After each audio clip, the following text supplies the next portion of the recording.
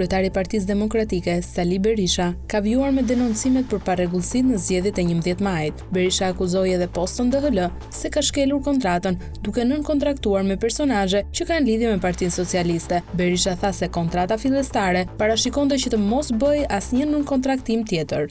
DHL, DHL-ja, me urdhër të qeverisë, ka shkel kontratën dhe ka kontraktuar nën kontraktor të tjerë të cilët kanë bashkëpunuar ngushtë me Partinë Socialiste. Ndonse kontrata parashikonte asnjë lloj nën kontraktimi nuk mund të bëhej, sepse këtu DHL u pranuan nga ne, DHL-ja, për shkak të reputacionit të saj.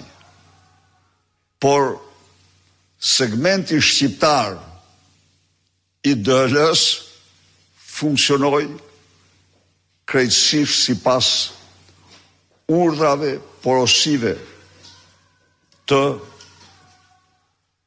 qeverisë dhe të Edi Ramës.